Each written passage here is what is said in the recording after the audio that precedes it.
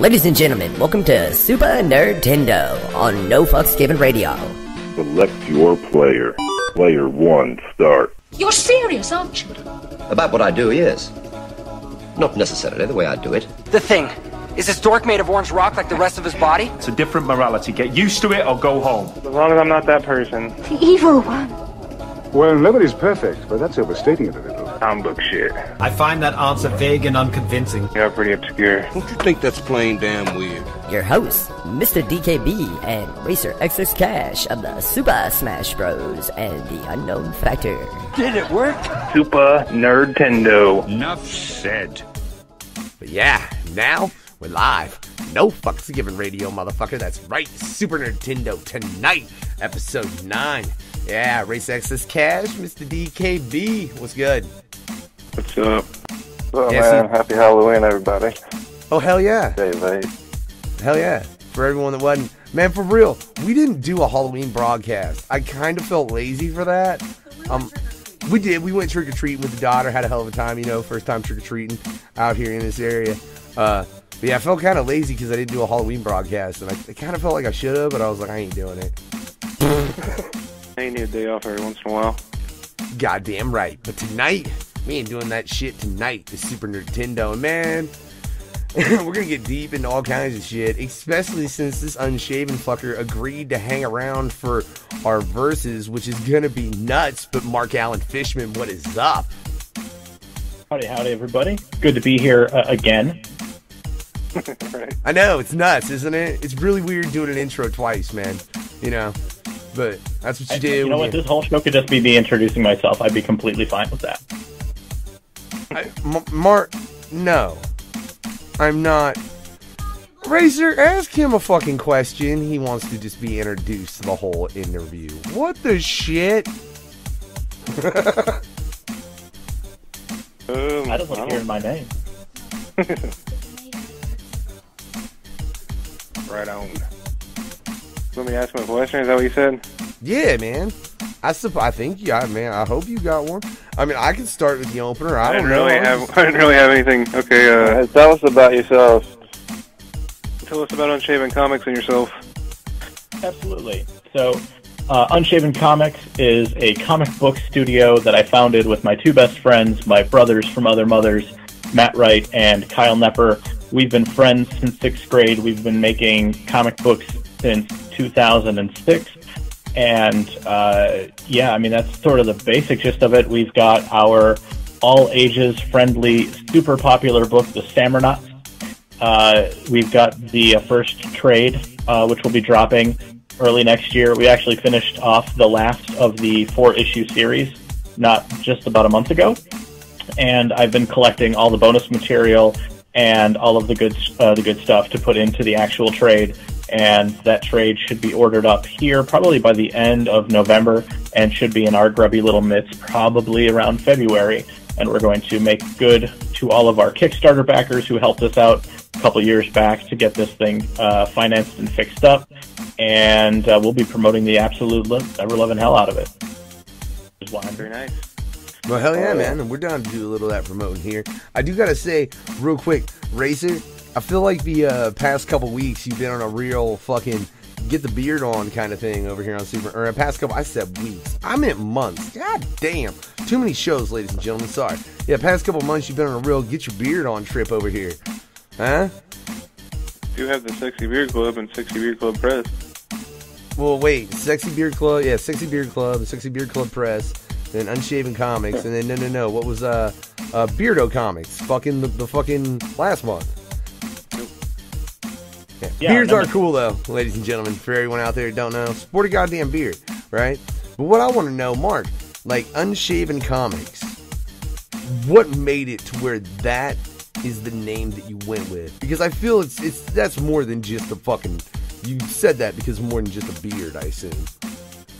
Yeah, I mean, obviously we knew each other pre-beard, and for at least one of us, you know, when he had hair. And when we were first forming the company in 2006, so we got really lucky. A friend of ours from high school had reached out through Facebook because she remembered us as being the comic book guys because we liked comics, not that we made them in high school. And her mom was a comic book publisher, or just a publisher in general, and she wanted to do a comic book, an educational comic book about the immigration march that happened in Chicago that year. So she asked her daughter to do it because her daughter was an artist, and she gave it like half a try, and she's like, this is absolutely not for me. But you know what? I remember Mark and Matt, those guys were into comics. I bet you they make them. So she called me up, and she's like, hey, you and Matt make comics, right? And I lied through my teeth, as you do. And I was like, yeah, we make comics all the time. Why? And her mom met with us and hired us to do this book. And at the time, we were sitting down trying to figure out, like, do we just, put our names, and just go unbranded? And because I am the hashtag business Jew of Unshaven Comics, I sat down and said, you know what? No, we actually need to have a brand, something that we can like bank on. And the one thing that was truly common from all of us at the time was that we were all sporting really wicked facial hair. And I was like, you know what? Beards and comics go all too well together, so we will be Unshaven Comics. It's the easiest thing that unites the three of us, and we have been celebrating famous facial hair in fiction ever since. Hell yeah. Hell yeah, man. That's what's up. Fucking, that's, can I, like that, there's a part of that story though, and I don't know if you, Racer, would agree with me in this based on the fact that you are in this industry as well, but just based on everything I've heard, your first fucking job in comics, and the first time you ever made a comic, one, was a paying job, and two, you got it because you just lied through your teeth because somebody knew you and knew you were into comic books back in the day and was like, hey, I bet they make comic books, I'm going to call them. And you were like, yeah, I do. What? Runs, man. That is one of the most random, like, that's really... Racer, I have to know your opinion of that. I don't really have an opinion on it. It's their story, I guess. I don't know. That's just... I don't know, man. That's crazy to me. You get into the best way you can. I definitely... That's the running gag in comic books, is that, everyone always asks, well, how do you break in? And the joke's always running that getting into comics is like getting out of prison. As soon as you figure it out, they cover up the hole that you came out of. And for us specifically, I mean, like, her mom pretty much figured out immediately when she's like, yeah, I'd love to see some of your comic book work. And we're like, we'd love to show it to you, but it doesn't exist. But luckily, I mean, Matt himself is a great illustrator, and I've been a graphic designer for my career at that point, as well as being a fine artist. And we basically convinced her at that time to give us a try. We said, hey, look, we're not a known commodity, but that means we'll come cheap. And she wasn't looking for any known artists. She just wanted someone to make her vision a reality. So she took a chance on us. We took a chance with her. And, the good news coming out of that relationship is we finished the book, and when we were done, we were saying, like, that was a lot of work, but it was a hell of a lot of fun, and it was certainly enough for us to decide after that we wanted to make books on our own and be slightly less educational. And by slightly, I mean absolutely not educational at all. That's bloody terrible, man. Like, you got your start doing some educational shit, and then you're like, hey, I like doing this, but the whole educating people part, fuck that. Yeah, I mean, look, at the time we were in our early 20s, and after drawing 50 some odd pages of people just smiling and waving and being happy, we had a lot of things we needed to get off our chest. So we transitioned into doing horror books and superhero comics that were like more rated R, and we got all of that good shit out of our system. All the gore, all the violence, all of the swearing. We did a good sexy amount of that. So, but you got it all out of your system? I would say for a good long while we did. We actually the Samurnauts book we're doing now is all ages, because at the time that we were working on that, two of us were about to become dads, and we definitely had that like brief respite where we're like, we better make sure that we make something that our kids can bring to school as an eventuality. And we came up with something that was so over the top. Yeah, and still, like, look, the book is fun just because there's no swears or anything in it. The book's still really kick-ass. And, I think outside of that, we have all separately dabbled in other genres and things that we do like to do. I just actually finished a book for a Planned Parenthood graphic novel, and I get pretty intense with the swearing and stuff. So let's just say that some of it might be coming back, but we got a lot of the brunt of it out of our system early so that we could have more people to sell to. Again, hashtag business juice. Oh, yeah. Man. Well, see, yeah. We gotta be all ages. Yeah, because we could ever be all ages, babe. Like, what the fuck are you talking about? We can never be all ages. What the fuck's wrong with you? Oh my god. 15 and up. That's my wife's goal, guys, just so you know, is 15 and up. You know? For listeners. So she's not trying to corrupt anybody younger than 15. That's admirable. You gotta have goals. Hashtag life goals, then, I guess? I don't know, yeah. But I kind of see your point in that as far as wanting to be able to make something your kid, because I know for a fact that until, like, my kid is older and in high school and shit, like, there ain't nothing of mine she can take to fucking school, because just no. Just don't work that way. Yeah, and for us especially, it was just, it was the right place, right time. We had the right pitch in mind. It actually started out as a joke. We had a blank inside back cover to one of the books we were working on, and we had like a quick company meeting at Baker Square, and I just said, guys, let's just come up with the most commercially crass sounding, like, we're instantly selling out. What would that even look like? Let's just mash everything we loved in our childhoods, because, we grew up in the golden age of marketability, He-Man, G.I. Joe, Transformers, Ninja Turtles. And I was like, if we could do something that just stupidly combined all of it, let's just make an ad for a product that doesn't exist, and all of our fans, all 12 of them, will think it's really hilarious, and they'll keep pressuring us to make it, but we'll, like, never make it. That was in the first issue. That was our horror book. And I kid you not, by the time we got to issue 3, 2 of us are going to be dads, and I'm looking at that back cover going, why aren't we doing this story? Because it's way too good to miss. So that's how we eventually, like, turned it around and decided to make Samurnauts. And, like, at that point, we had been pitching books for, I don't know, about 5 years or so, and when we started pitching the Samurnauts, first time in 5 years, in the middle of a pitch, we had fans, multiple fans, literally say, shut up and take my money. Okay, well, why would we ever stop doing that? Hell yeah. Hell yeah. We picked up a couple of your issues, Disposable Razors, back in the day, me and DKB at Kokomo Con. Oh yeah, so we know all about the Sexy Beard Club. Wow. I'll tell you, you brought up a project you wrote a graphic novel for Planned Parenthood. I did a piece. It's a whole collection of shorts. So I got anthology. It's a huge anthology that involves way more famous people than me, and I just happened to know the right people to beg and plead to get myself in that book, and then very luckily for me, I sort of busted my ass and submitted a piece, and they really ended up liking it.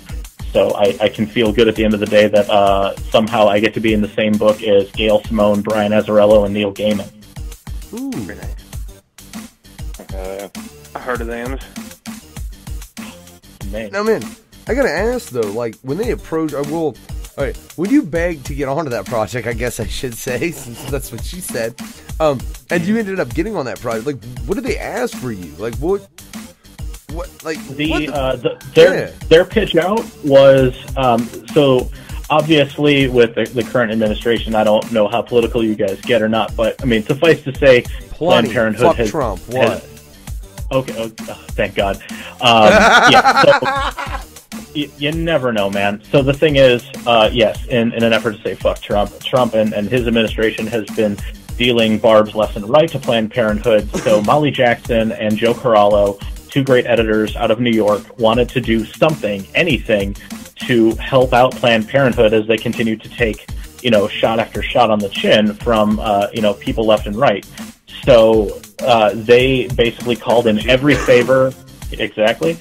They called in every single favor of every single friend they had, and then all of these legends and great, well-known people in the business came to them saying, yeah, let's put something together, and they got like a 200-page anthology of short stories that sort of cross the boundaries in and around supporting Planned Parenthood, everything that they're after, everything from sex education to the services that they do, as well as just making it about female empowerment.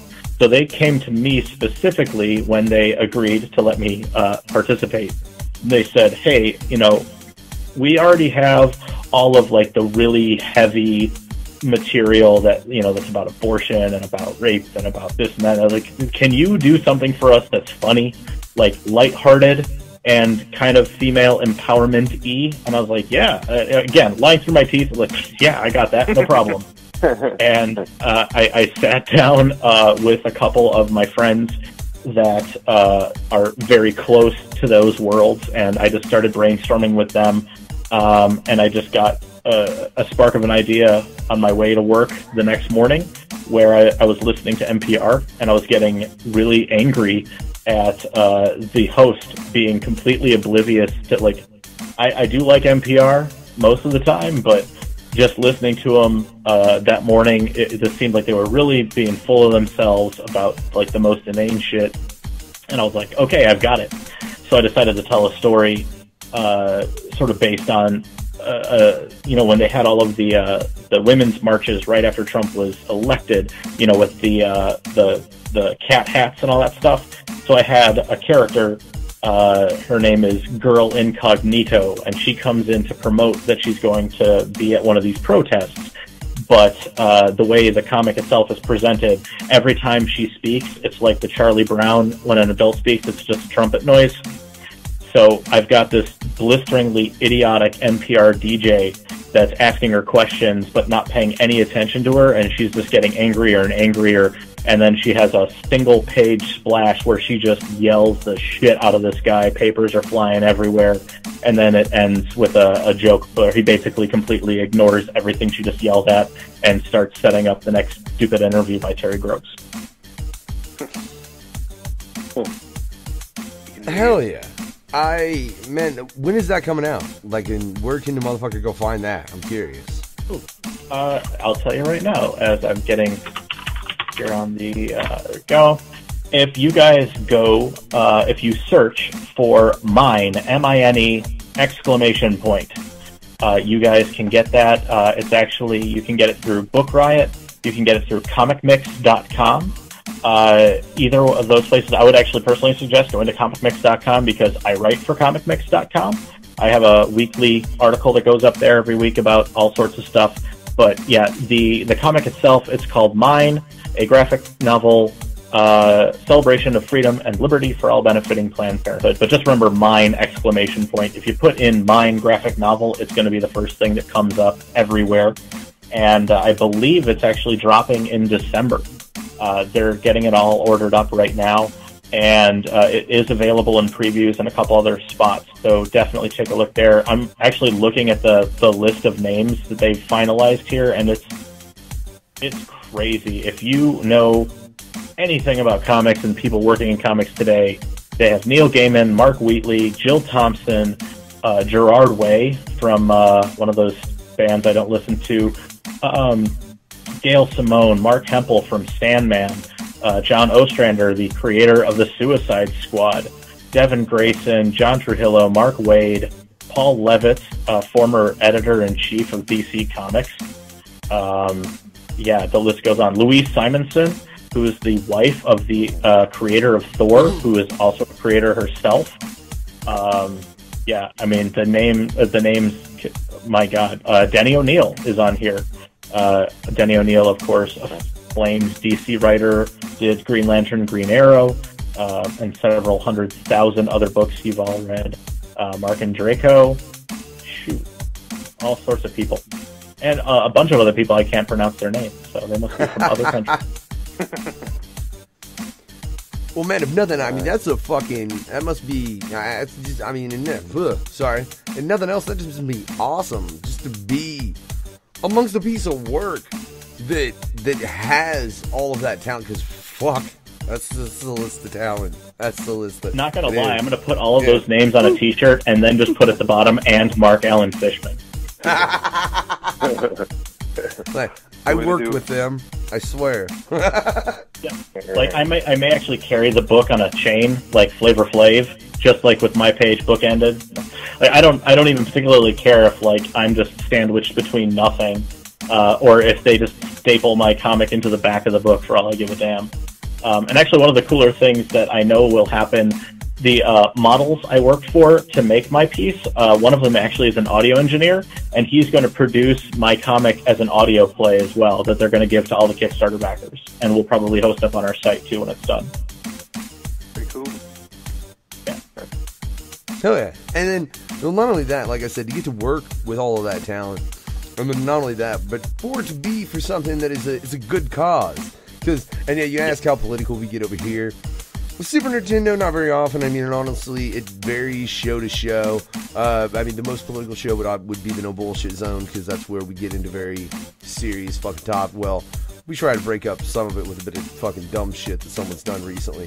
You know, just so it's not all, hey, here, the world's going to shit. Be fucking depressed about it. You know, you can also be like, hey, some dipshit fucking did a bunch of bath salts and was running around the streets naked and fucking this, you know.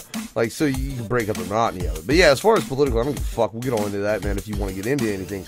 This is no fucks given. Mark, there ain't shit off limits. But yeah. And that's honestly a project I look forward to, because that's very interesting to me. That many people fucking donated into that. But goddamn, man. But so beyond that, man, what the fuck else you got going on? You know what I'm saying? Oh man, that's been what I've been focused on the most recently, is finishing up that Samurnauts graphic novel, and I just finished my submission to mine probably maybe just a week ago. So for me right now, aside from that, I'm just trying to clear my drawing board and my freelance work out so that I have a couple of weeks to myself. We're actually rebranding Unshaven Comics a little bit, just updating the logo, making some new banners for next year. We're going to relaunch our website, and I believe, rumor has it, we may even start our own podcast again. We did start a podcast many years ago. We did about 169 episodes, and when Kyle, one third of our company, he moved up to Kenosha, and we were like, well, if he's moving, there's no reason for us to continue this. Plus, I'm not smart enough to know how to do call-ins and Skype and all that stuff. But then I realized, hey, I'm actually the smart one out of the three of us, so fuck it, I better learn.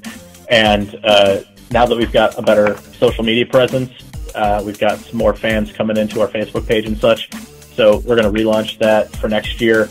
So that's really all I'm going to be working on for now, till the end of the year at least, is just getting our brand tight and making sure our website's cool. And then starting next year, we're actually going to be doing 3 different Samurnaut projects all at the same time. So there's 3 people in Unshaven Comics. We're going to work on, each of us is going to take a Samurnauts project by ourselves, and it's going to be a little bit of a race/war as to see who can actually finish first. By the way, it's not going to be me, but it's not going to be Matt, so fuck all, I'll take second place and be happy. Alright. Cool idea. Alright. I just got to know out of that, though, are you going to, those 3 stories, they're going to be separate, but are they going to be intertwined in any way? They are, well, the cool thing about the Samurnauts, and I hate to be so self-pitchy, but fuck it. The Samurnauts is a story about samurai astronauts, but they are led by an immortal kung fu monkey. And what ties the whole series together is that we are basically always following the kung fu monkey in different eras. And one of the big plot points that comes out of the graphic novel that we just finished is that there was a period shortly after 1855 where the Samurnauts have to disband, and rather than restart the team, the immortal Kung Fu Monkey, Master Al, decides that what sounds cooler to him is basically just to be kind of Kane, walk the earth, get into adventures, and just make one-off Samurnaut teams when the need suffices. So the 3 stories that we're going to do, 2 of them happen in that interim between the last team of 1855 and the next full team at an undisclosed date. So Kyle himself is actually working on a story of the second Samurnaut team of all time, and in that book it's going to be called The Rage of Repsimian, and in that book the Samurnauts fight a hybrid monkey-dinosaur monster named Repsimian, and he's going to be doing that story. Matt is going to be doing a one-off called Night of the Luchanauts, and that's where Master Al winds up in Mexico City in 1920s and has to power up a team of luchadors to take on an ancient Aztec demon. And then I will be doing a story called Samurnauts to the Max, which will be a team of badass bitches from 1980, and they're going to be taking on a communist mutant femme fatale hive mind. Say what? Nice. Well, yep, then. and it's going to be all-girl Samurnauts, all-girl villains. Man, and maybe it's just me because I'm really fucked up, and I like the word fuck, and I don't know, I like things to be really disturbed, and I know you can only take it so far with keeping it at all ages, but I want an adult edition of Samurnauts at this point, based on everything you just said. I want you to take it and do it like if it was on Chaos. You know what I'm saying? Chaos Comics. Yeah, do it like that. Yeah, it's funny. Actually, we actually sat next to Brian Pulido in New York Comic Con a couple of years ago. He's a really cool guy. And trust me, as our fans get older and we feel comfortable, there will be some Samurnaut tales that may do that, because that's the whole point of us making Samurnauts in the first place, is any way that we can work in genres that we've never worked in before, that we can work in time periods that we never worked before, change our art style to match. So I know that there's going to be some gruesome 90s Samurnaut team that we're going to get into that's going to riff on all of that great stuff that we loved in the 90s, like thigh pouches, capes, gore, boobs, all of it. You ever thought about branding it other than comics, like action figures or card games or anything like that? Definitely have desire for it. That's actually part of our big goal for next year, is that we are going to take the Samurnauts to a licensing show in May, and we're going to see if there's any legs to the brand. Obviously, it's always been a joke with all our fans and stuff, as they hear the pitch, they see the book, they're like, why isn't this a TV show? Why isn't this a cartoon or a video game or action figures? And we just look and they're like, yeah, we agree.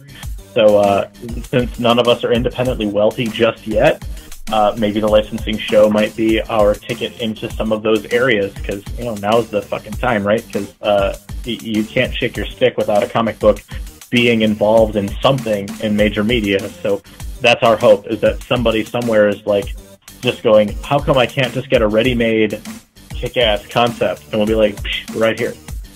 And we'll take half as much as the next guy above us, because we are a complete sellout. Do what you gotta do. Hell yeah. Marc Alan Fishman. All of us have, ready to sell his soul. Again, I'm Jewish. I sold it years ago. Man, look, that's terrible. All I gotta say though is that all the descriptions of everything you gave, as far as all the different characters within that. My brother plays all them fucking miniature games, like Warhammer and all that shit. I swear, in my opinion, everything you described would just look really cool on a board with a bunch of miniatures, motherfuckers playing that shit. Yeah. You know what? That would be pretty fun. It's one thing that I personally also want to see is, I used to love side-scrolling beat-em-up games like Final Fight. I want the Samurnauts to become a game like that. Oh, yeah. You can just choose your Samurnaut of the different eras and just go around kicking, it's I don't play a ton of the new video games, because obviously I don't have a ton of time, but when I do play, I do like Dynasty Warriors, which I know for the hardcore gamers mostly gets scoffed at because it's usually the same game over and over again, but I don't care. I just love Space I love that game. We know the Dynasty Warriors. Yeah. Hell yeah. I just say fuck Lubu, though. Not cool. Yeah, right. Lube. Yeah.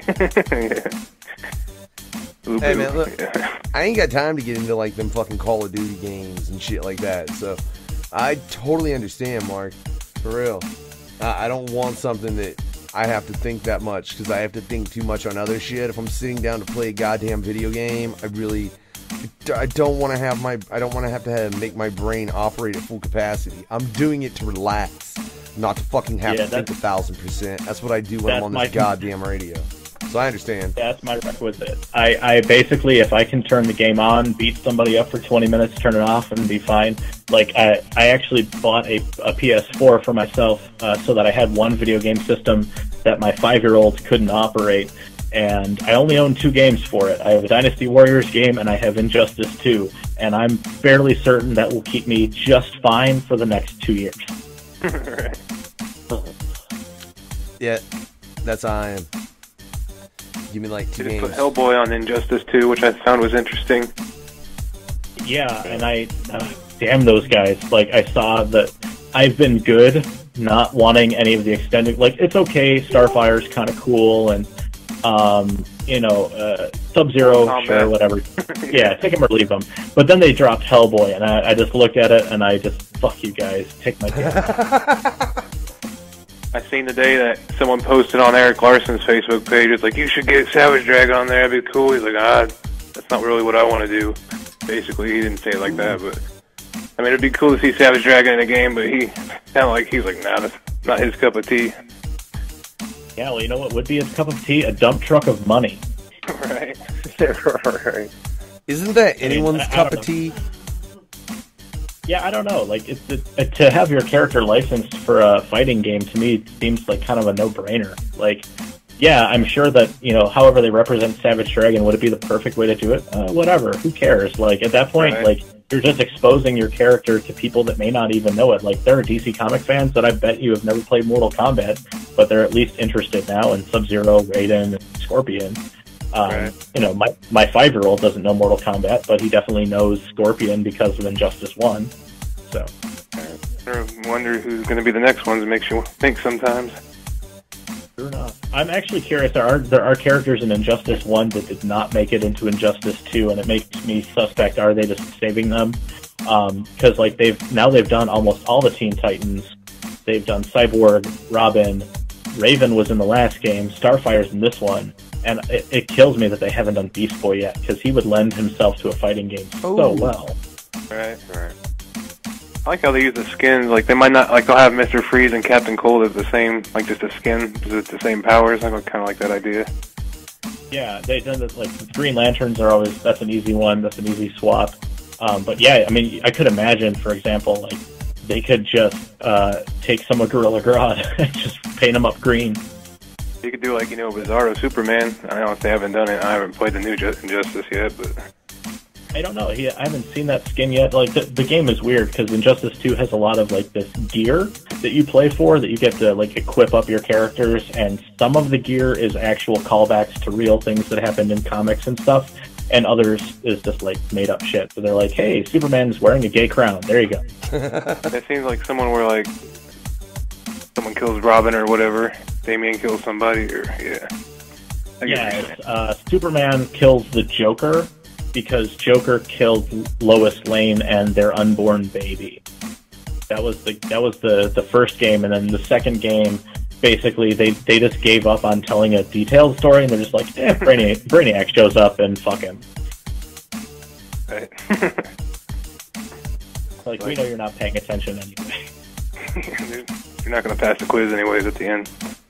No, I would have failed. Like, I played through the story modes so that I could play through different characters, and, you just play through so you can win shit. And I was like, oh, great, you won a bunch of credits that, you can now go spend in our store.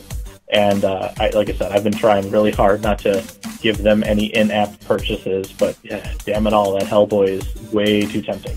I'm not big on microtransactions, kind of anti-against it, or against it, I hear you on that. Like, the only time I've ever done it is if the game like it's on my phone, and I know that they take PayPal, and I do a lot of freelance, like graphic design and stuff. So if I've got a couple of PayPal dollars and I'm feeling like really stupid, yeah, I've probably given a couple bucks to Angry Birds every now and again. But you know what? I know that I'm feeding some poor kid in Taiwan, so that makes me feel okay.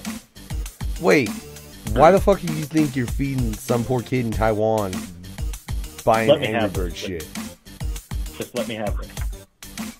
No, dude, this is no fucks given radio. I will not let you have that one, Mark. I'm sorry. You're feeding some rich fuck more money. But it's okay. Everyone's got their fucking little thing, you know, that's what the fuck happens. It's alright. I still say personally, as far as that Injustice game, I just want John Constantine, but I don't see him standing up 1-1 against any of those motherfuckers. I don't know, they balance it out pretty well. Like, the super moves in that game are impossibly over the top. Like, it's part of the fun of it. Beat up Superman. Like, you know. Yeah, like, look, I mean, come on, my favorite character in that game is Green Arrow, and he couldn't handle, like, half the shit that actually occurs there. So, it's just fun to, like, see him deck Superman, and you just have to keep telling yourself, as a comic book nerd, you're like, well, clearly he laced everything with kryptonite, yes. That's not Whatever. They could make some dope ones with Constantine. Fucking, he does his super move. Suddenly he's drawing a bunch of shit, and it's like, oh fuck, what's going on? And then the world explodes.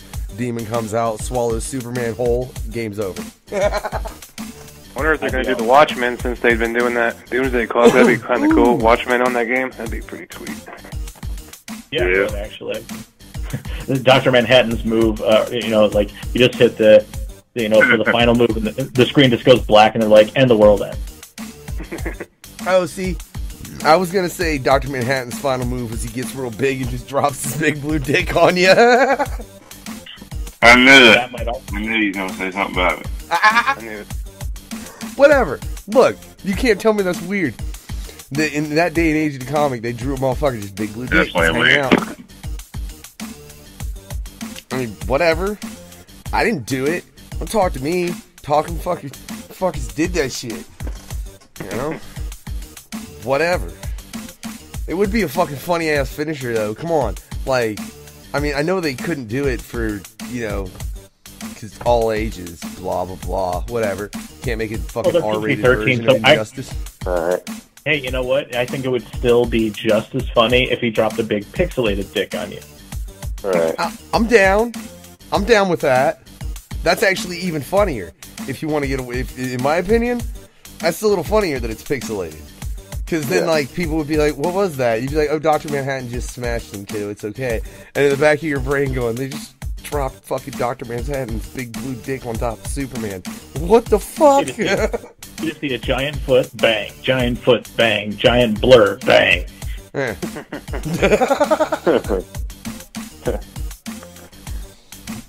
As always, the interview got fucking weird. What are you gonna do? It's no fucks given radio, ladies and gentlemen. That's what the fuck happens. That's why we all stay unshaved. Except DKB. DKB, you been shaving? Kinda, yeah. Not this month yet. Probably one day into it. He hasn't today, is what he's trying to say. I forgot. Whatever. I forgot it was November 1st, man. I lose track of shit. So, yes, I'm unshaven. Oh, fine then. Ask the unshaven gentleman a question. So you've been on the convention circuit for a while. What's some of your favorite moments?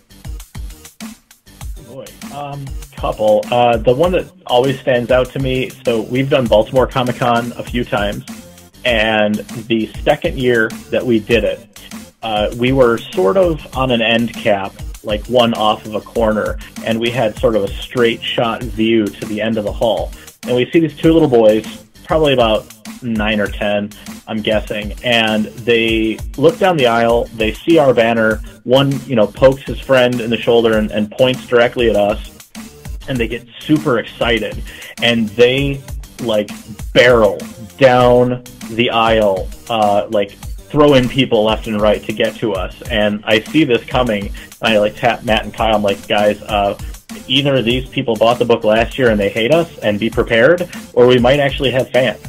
And they get in front of our booth, and they were like out of breath and like, oh my god, so you guys are Samurnauts, and is there a new one? We're like, yeah, the issue 2 is out. And they're like, oh my god, this is so good. And before they could like stop, you know, this is right when I had my first smartphone there, and I was like, guys, would you record a promo for my website, for the Facebook? And they're like, yeah.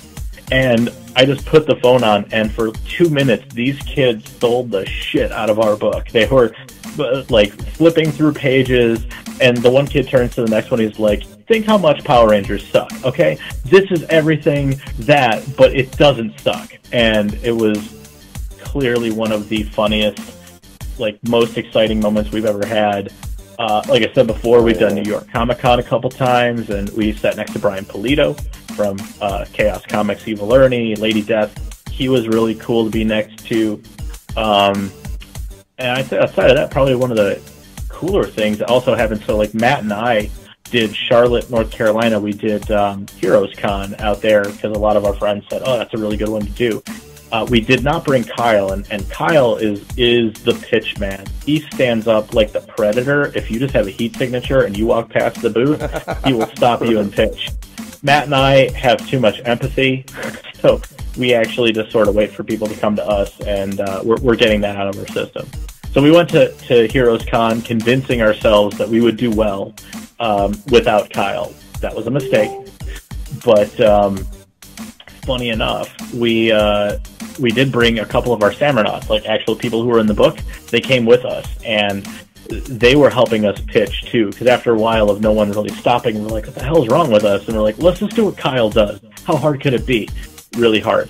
And by the end of that Sunday, the entire row that we were in repeated our pitch verbatim to everybody walking down the aisle. So you just had like 20 people all shouting, "Immortal Kung Fu monkeys in space!" Oh, hell no.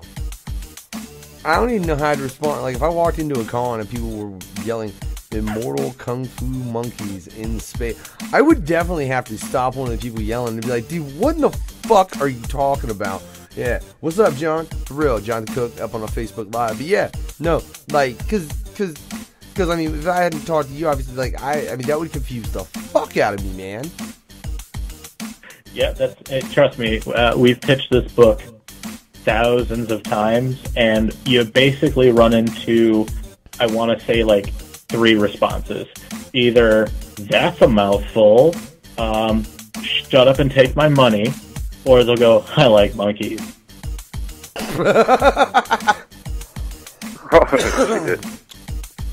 America. Man, nah, all it is a concoction of some 80s babies. Yeah, this is 80s Babies by them Supah Smash Bros. Yeah, featuring Dirty White Mike. We'll be right back.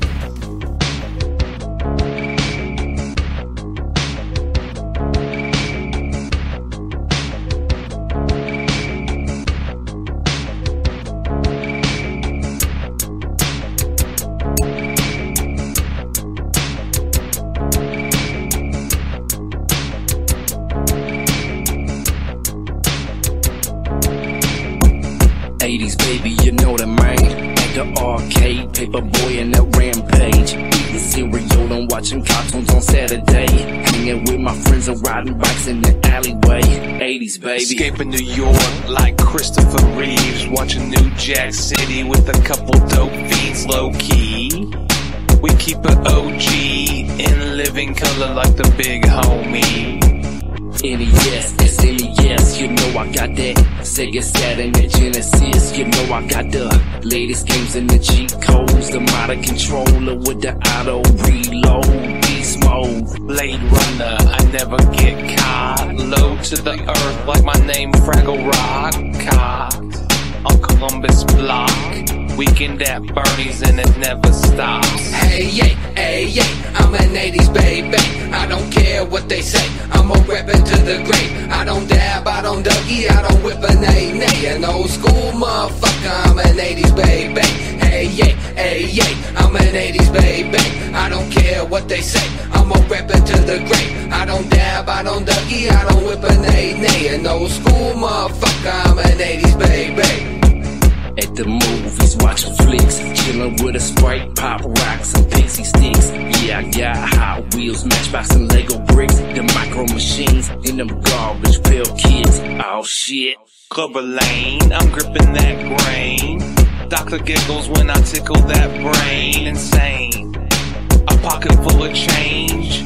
Drinking brews and feeling kinda strange. I made these down in my kangaroos. From all the ups and downs, can't believe that we made it through. I was born up in 82, a Reagan baby, a Hulkamaniac, man, I love the 80s, I'm crazy.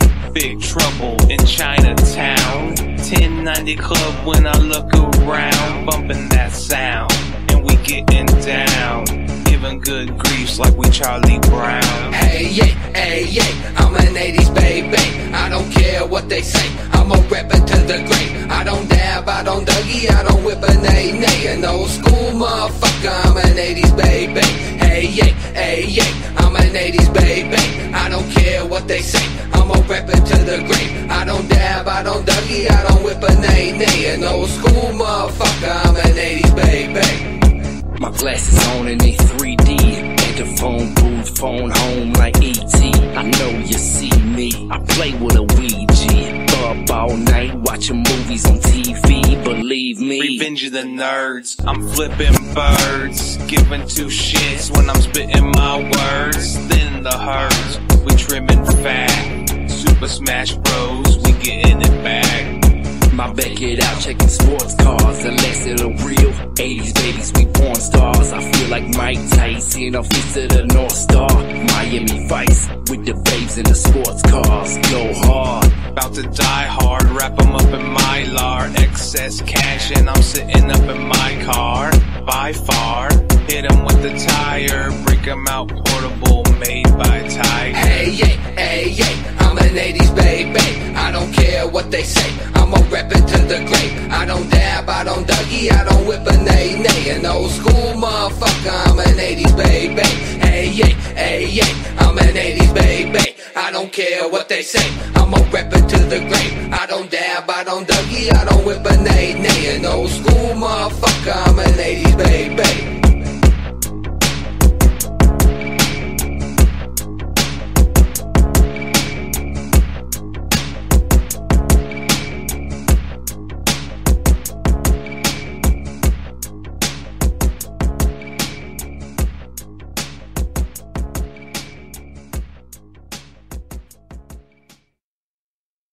Oh shit! What the fuck's going on? What the fuck is that? Up in the sky. It's a bird. It's a plane. Ah, shit. These goddamn aliens are trying to eat my broadcast again. So as they say in Canada, Tune in to Aliens Ate My Broadcast every third Tuesday. I mean, there must be some way. Fuck it. Yeah, we don't give a shit. We're full! Shut up! Dude, shut up! We just might get into some crazy shit. Conspiracy theory, anarchist, fucking antichrist. We better think of something. Yeah, that'd be even better. We better think of a way. Your host, Mr. DKB, and myself, the Unknown Factor. you're both pieces of shit. Yeah, I can prove it mathematically. Try and catch Nessie with us. Fuck, we might even find Bigfoot or some shit. Does evil exist? And if so, can one detect and measure it? Rhetorical question, Morty. Just going off on rants. I love it. The answer's yes, you just have to be a genius. Numbers, man. It's all about fucking numbers. Everything adds up. Right here. I'm no fucks giving radio. God damn it. Stop eating my broadcast. Peace out.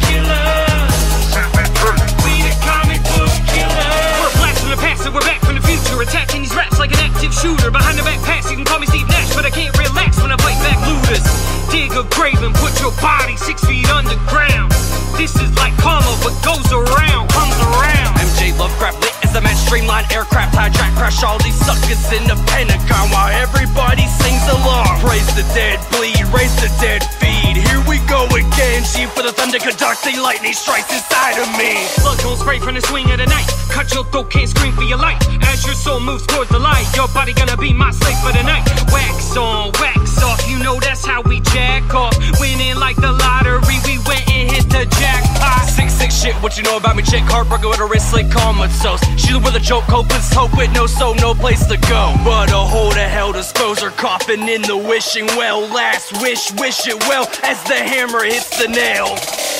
We them nerds that'll put you in a casket. I see you looking and I know you wanna ask it. We the comic book killers. We the comic book killers. We about to make a mess with all this rap shit. Go and tell your lady, put the lotion in the basket. We the comic book killers. We the comic book killers. Fire fueling fiend, forcing fornication, facing laceration and omen the anticipation. Earth is shaking, quaking. Welcome to the congregation. Crowns of horns and crooks, a nation done placing wait for greatness. Dr. Satan, I killed my patients. Problems on my mind keep on disrupting my mental. Wanna snort another line, point the gun toward my temple. I'm just another time bomb with the ticking hourglass. This is why my mind's gone. I'm haunted by my wicked past. God's on praying the need to the beast. Is the feast, at least I don't pay the beat. I'm on fire, but my body won't be standing in the heat. Eternally, these visions I see of seeing dreams bleed, beings fall, follow vigorously, consume hollow continuously. Pissing on these people playing petty little tricks. Keep on killing all these kiddies, claiming they really the shit. Power pushes punishment to poke the little pricks, and we're laughing very loudly. Looks like y'all can suck our dicks. Because, ladies and gentlemen, we're live, no fuck skipping radio. That's right, back, Supah Nerd-tendo, Marc Alan Fishman in the motherfucking house, Unshaven Comics. And, Racer, you brought that up, and bring that up again. Yeah, Mark, I was just going to ask you about your rivalry with Unshaven Comics with Beardo and Dan Doherty. I know it's like a friendly rivalry. Maybe we can just talk about it. Yeah, so our very first convention we did was Wizard World Chicago in 2008, and such as the lore would be, we're walking up the aisle, and I'm turning to Matt and Kyle, and like, guys, I got a good feeling about this. We're local. We got a funny name about beards. No one's gonna touch us. We've got this on lock. We are awesome. And then, like, perfectly timed, I turn around, and there is Mr. Dan Doherty with Beardo Comics. And Dan, the tall drink of water, well-coiffed, nicely bearded, super fucking talented guy that he is standing there like a dickbag, as he is. And I go up to him, and I was like, hey, Beardo Comics, huh? And he's like, sure am. And I was like, well, where are you from? And he's like, Tinley Park, Illinois, which, of course, is like 20 minutes away from us in the south suburbs of Chicago. And I just looked at him, and I was like, cool. And we just walked away, and we sat down, got our table set up. I'm like, guys, I think we have an arch nemesis. He doesn't even know it yet, but I hate him. And over time, like, you know, we eventually introduced ourselves and got to know Dan, and Dan is legit cool.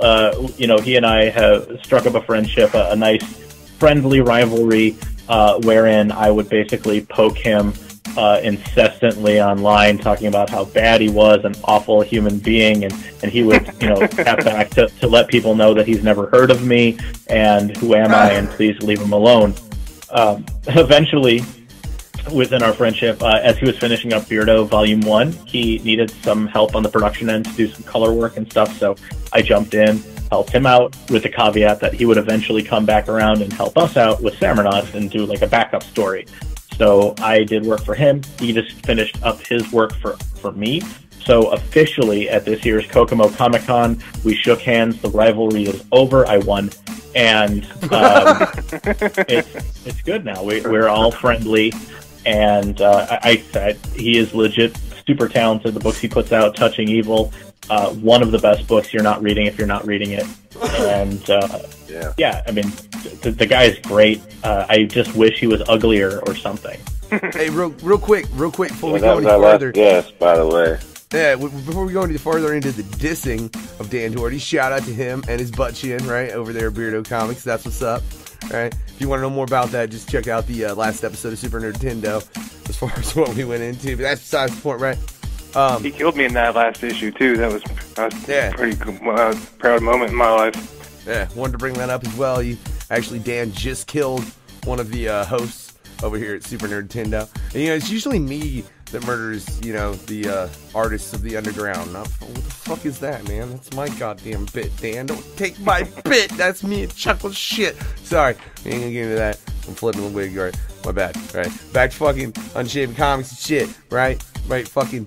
Man, why you gotta hate on Dan? That's just mean. But and how'd you win? How the fuck did you win? What the fuck is that shit? Well, I went on this really awesome podcast and I declared that I won, so I won. It's on print now. Yeah. On the airwaves. Aliens are listening to this 3,000 years from now. They'll know they won. As long as they don't try and eat it, but that's a different show, ladies and gentlemen. You can catch that shit. We're getting your fucking false flag theories. Oh my god, DKB, that shit makes my head hurt. But that's a different note altogether, motherfucker. I'm fucking flipping there and here, and I can't just help it. I just where my brain goes, right? Fucking, no, that's. I feel like we need to get a hold of Dan. Fucking let him. Come on. Maybe we'll have a beer discussion podcast one day. We'll have all of us on there. No, man, it's going to be a whole nother level of the versus battle. It's going to be fucking Dan Doherty versus Marc Alan Fishman. You know what? I would be totally down for that. We even actually have a t-shirt, so it's good. It's all good. Nice. You already have a t-shirt designed for this. He and I did a collaboration dual t-shirt that was us fighting on the front and being best friends on the back. I did artwork for it, he did artwork for it, and then he and I each own one. And we just continued it immediately afterwards. Seen you guys at the Stephen Colbert show picture at New York Comic Con. Yeah, again, it's all about balance, right? So he was very nice to take me to see Stephen Colbert, which was very cool. And then mysteriously, I tripped in the middle of the street on the way back and totally ripped up my knee. Damn. Coincidence? I think not. That's my personal theory, but, whatever. Dan's a good guy. He picked me up, or at least asked me if I was okay. Wouldn't stop laughing, but, he did ask. Hey, Mark, you'd have laughed your ass off if you'd have fallen and tripped, too. Don't lie now. You can't prove anything. If I trip Dan in front of you, I can. Very, very true. And like we discussed off the air, a nice check for $20 will be sent to you. Yeah, see? That's what I'm talking about. Don't worry about this interview, Dan. If you're tuning in, do me a favor and tune out about 5 minutes prior before I'm talking right now. Oh, wait. Fuck, that won't work, guys. Shit. I don't know, Racer, ask him a question. Fuck, I cut myself into a hole. So, did you finish the con season for the year? Yeah, yep. We finished off Kokomo Con. This year was our last show, and we are planning a full bevy of events in 2018. Like I said, we're doing that licensing show. I believe we're going to be trying to get into a whole bunch of other shows across the Midwest. Likely, we'll do New York Comic Con again next year. We're just trying to figure out whether we'll be doing it in small press or if we might go into the main exhibitor floor. Might do a combo booth with Comic Mix, depending. And, one thing I can announce today, sadly, unless something changes, C2E2, which is typically what we would consider to be one of our home shows because it's the best Comic-Con in the Chicagoland area. They draw the most fans, the coolest guests at a really cool venue downtown. We've been doing that show literally every year since its inception, and it looks like 2018 we are going to bow out. We have all attempted to get a table at Artist Alley, but we have not been invited into the Artist Alley now, going on 5 years. And last year was the first year where we did not make our money at the table, and in fact we lost money because of where the small press area is. And much to my chagrin, as much as I tried to beg and plead the showrunners to consider moving small press because of the specific place where they put us on the show floor, it seems that was to no avail. They basically held firm and said, meh, you know, if you like us, you'll come back. So we had to make the executive business decision that if we don't get into Artist Alley, we're just not going. And I've got a sneaking suspicion we're not getting into Artist Alley. That's a shame. It is. It really sucks for us. But you know what? We have to face facts when it comes to like business. And maybe this is a little bit behind the curtain for your fans, but you know, getting those tables at Comic-Con don't come cheap, and especially C2E2. It's tough being an independent. Yeah, $950 to get the spot that we got if we wanted to get it this year. And last year we did not make sales enough to really make that worth our time, because you're talking time off of work, time and money to produce the work that goes behind the table, not just the comics, but the posters, button stickers, all that kind of stuff. And to have not made table back because, you know, the way it runs, like you go to McCormick Center, huge venue in Chicago, and they placed small press literally at the entrance. So in their mind, you're getting all the foot traffic. Everyone has to walk past you to get in, which is very true. What is not true is that if you have a crowd of people all pushing to get into the Comic-Con hall to go get their autographs, to go, you know, get their day set up, they're not stopping to hear about a comic book they've never heard of. And the next time you see them is at the end of the day, where, you know, they've spent all their money, they've gone to all the autographs, and now on their way out, yeah, I'll hear you, but, oh, you know what, I spent all my money. So, it wasn't really good for them. And, yeah, for what I could tell, as much as I pleaded for them to move the entire row to sit in the middle of the show floor, kind of like how they do it in New York Comic Con, you know, they got their reasons, so I'm sure our spot will be filled by someone great. But, yeah, I think that for Unshaven Comics, we could spend $950 going to several different shows and make up the sales that way. Right. It's not easy when you gotta spend that much for table space. It's pretty hard. Yeah, it can go away really quick. So, especially as I said, we're still very indie as indie can get. And I mean, as I said, I'm really hopeful that maybe this year is the year they let us back into the Artist Alley. But we're not going to bank on it. So, hey, if any of the people out there listening, you just go to c2e2.com and you go to the guest link and you just demand Unshaven Comics get a spot. I say do some guerrilla shit. Bring up one of them 3-card Monte cases and just sell your comic outside the front door. Hey, you know what? If I told Kyle to do it, hell yeah, we could make bank. I'll just sit in the parking lot. Exactly. We'll have parking con. Yeah, I'm all for it.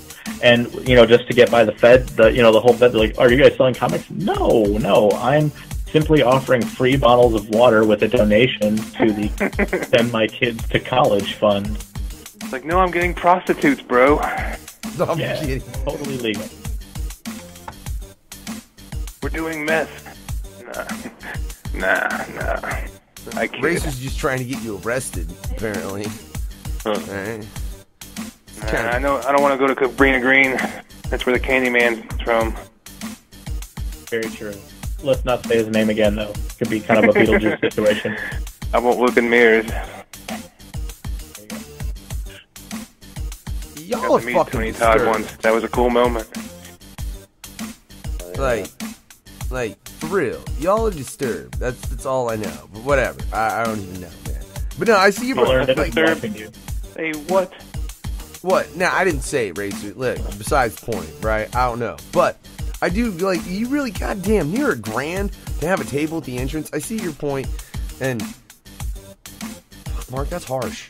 Like, that's harsh. But I do still, in my opinion, totally agree with Racer. Yeah, fuck it. Go in there and do a hostile takeover. Yeah, and this is Hostile Takeover by myself, the Unknown Factor. We'll be right back. You know something.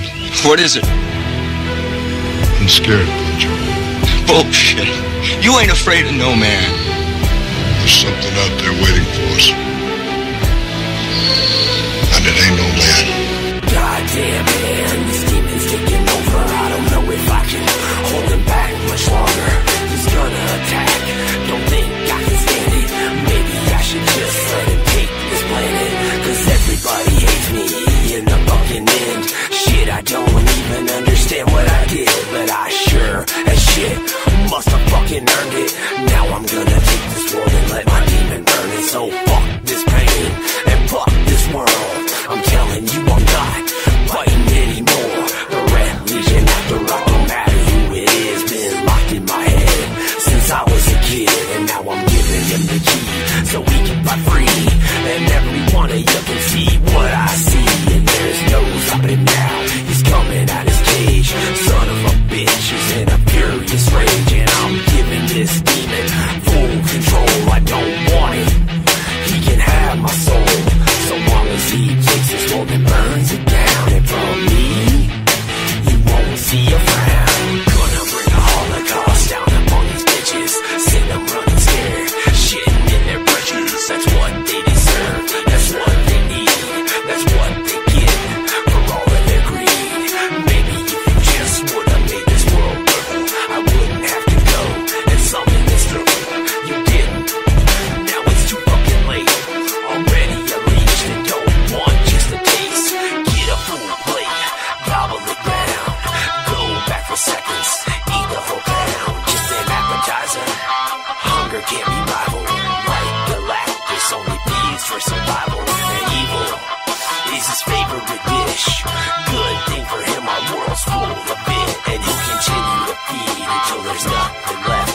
Motherfucker won't even let me catch a breath. Just keep shoving in, you filthy roaches. See what happens when I leave that door open. A cleansing of mega death proportions. Watch your death throes as he switch a throat open. I'm giving this demon full control. I don't want it. He can have my soul. So long as he takes his world and burns it down. And from me, you won't see a frown. He wants this world post-apocalyptic. The way he's spreading carnage, he's gonna fucking get it. Goes to Cali and rolls it up. Even he's got time for a bar. Or maybe that's my mind bleeding over into his. But I don't wanna stop it. Sorry as shit. Too sick of all these people with their two faces. Done trying to argue, got no more patience. So have fun with this demon motherfucker as he rips you from your face to the gut. And he'll bring you back just to do it again. Already knows he'll win in the end. And I'm giving this demon full control. I don't want it. He can have my soul. So long as he takes his world and burns it down. And from me, you'll never see a frown.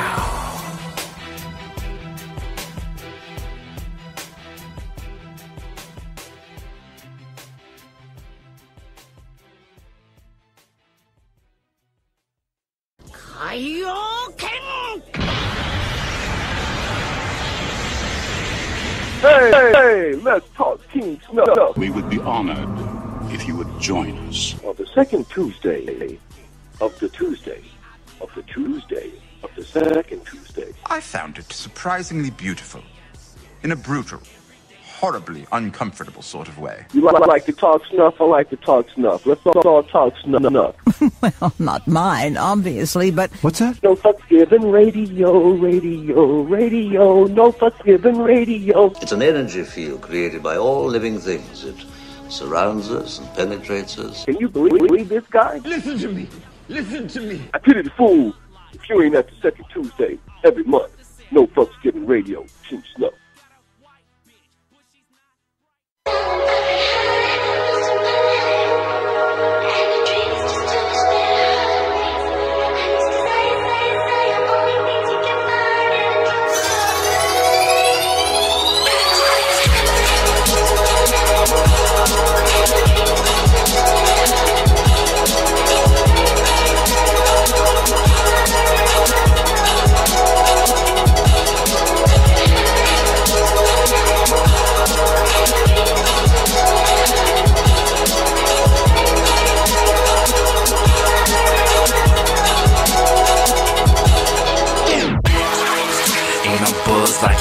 yellow jacket. Crowd surfing, watching dudes in their yellow jacket. Pop a yellow jacket with yellow jacket. Giant man, I'm Megatron like a yellow jacket. Like what the hell was that shit? I'm dead sick. Off 2 hits of acid, I'm blasted. All I spit is classic. Dope shit, I know you needin' that fix. Fast splits, blizzies, tie sticks. Smoking since 9-3, rapping since 9-6. Upload another pic, check the eyelids. They so low, I'm so low on the night shift. I side shift like Barry Sanders, dodging the police. And these damn cameras making drug dealers rich. Here in Indiana, zoned out, I can't even understand ya.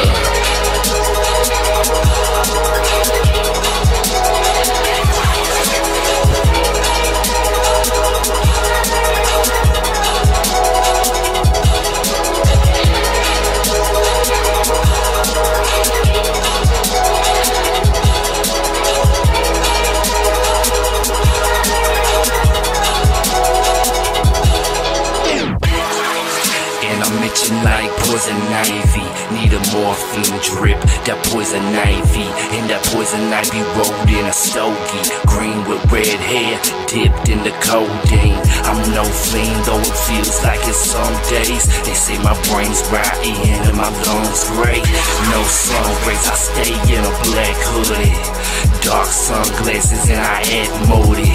Ass Doogie, Hauser, I'm looped up. I super smash like Bowser and Cooper. I maneuver the spacecraft, my seat glows. Coming down the base path like P-Rolls. G-codes playing in my stereo. Eating one-ups, level jump like Mario. And my scenario is up in the clouds. Pumping the loud with the front windows down.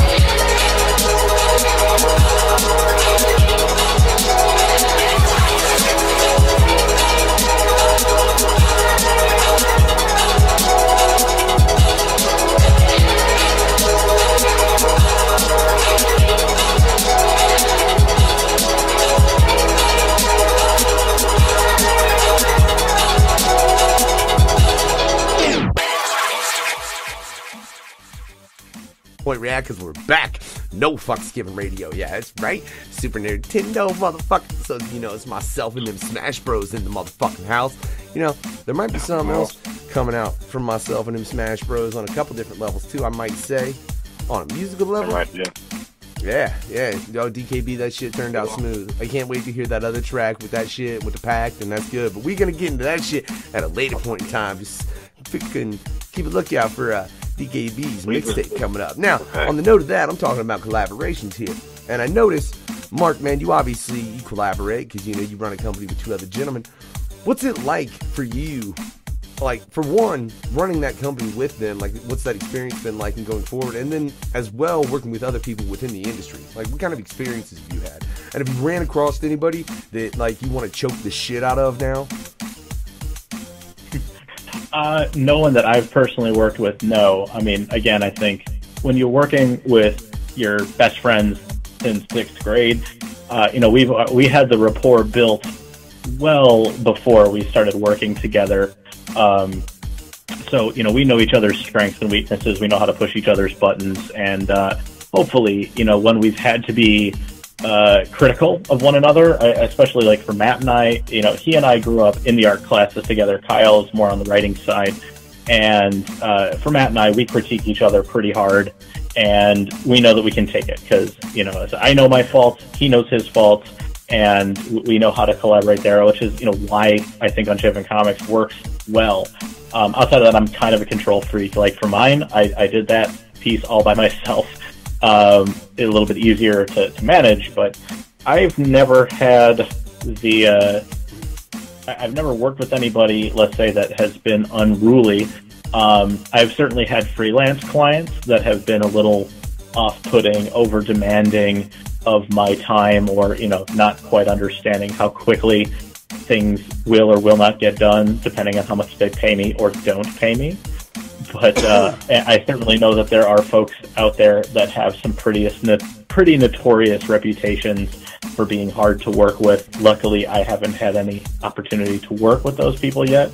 I would say Unshaven Comics did have a, let's just say, there are a few folks within our indie sphere that have bristled against us a little bit here and there, but we just try to distance ourselves from them. We don't ever try to poach from anyone else's table. We don't try to name names or poke anybody who doesn't deserve it.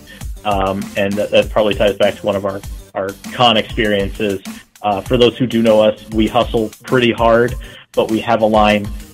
We will ask you if we can stop and tell you about our comic, but we stand behind our table. We don't stand out in the aisle. We don't physically stop people from, going about their business. But we did have an artist from across the row sort of scald us for holding up a sign and asking people if we could tell him about our comic, when he himself had like one of those 10-foot tall walls of prints. Like, yeah, well, this is how we compete with having a wall of pictures. All right.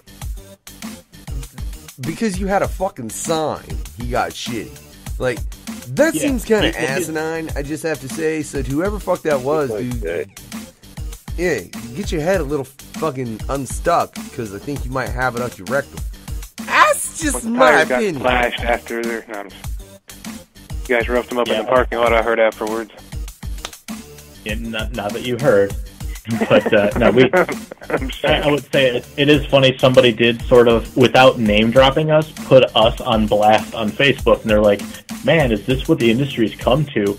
And like immediately, I saw it, and I was like, "Yeah, actually, it did." And let me explain why we do it. Basically, outing myself for his post, because I was like, "Look, why don't you call a spade a spade?" And here I am, fuckface. And luckily, a lot of our friends came to bat for us, and they're like, "Hey, look, we all know there are people out there that maybe push a little too hard or cross a couple of invisible lines. Unshaven, they're not one of them." And the other guy sort of shut the fuck up about it. So we're like, "Yeah, that's good. That's good." Because again, there is three of us. Yeah, exactly. Yeah, no. To me personally, I mean, if you're at a con, I mean, all you're doing is fucking holding up, like kind of like what you would see at like a wrestling event, right? I assume. Yeah. Never knock a hustle, man. Never knock a hustle. That's fine. I just wanted to make sure that what I was envisioning. Might be a hater. Yeah, I just wanted to make sure what I was envisioning was right. And yeah, I don't see any kind of problem with that. For real, I agree. Like I said, like DKB said, that's just a motherfucker going, fucking don't do that because you're drawing attention away from me. I mean, that's realistically what it is. We're competing against each other anyways. I mean, that's what a con is. Right, and if a customer only has like $100 or something, you're gonna want part of that chunk, Right, and hey, look, like for example, Dan Doherty doesn't pitch out. He stands behind his table, smiles, and lets people come up and approach him. He is infinitely more approachable than any of the three of us. We're all ugly motherfuckers. But the thing is, we don't have a problem holding up a sign, getting a giggle when it says, "Can I tell you about my comic book?" And we ask you the exact same question that's on the sign and also on our t-shirt. And it usually stops people because we can say, "Hey, look, I can tell you in 20 seconds what my book's about, and you can tell me no. And it won't hurt my feelings. We don't have to have a back and forth discussion." One guy who I will not name does stand in the aisle. He does physically get in your path to stop you and tell you about his book. His pitch does take a while to get through, and the only thing he does that, to me, crosses that invisible line between a Comic-Con attendee and a Comic-Con exhibitor is if you say no, he asks you why. And he wants not to necessarily combat you over it, but, as he frames it, he's like, "Well, I just want to know what I'm just trying to make sure that I pitch to the right people." And I know that's BS. He wants to, it's a used car sales tactic. "Oh, really? Is the price too much? Because I can drop it down." Or, you don't like this type of genre? What type of genre do you like, so that I can explain to you how because you like gothic horror, how my book about ancient samurai is actually about gothic horror. Yeah. Because he did that to me once, and I was like, I politely said no, thank you. And he's like, "Well, why?" And I was like, "It just doesn't interest me."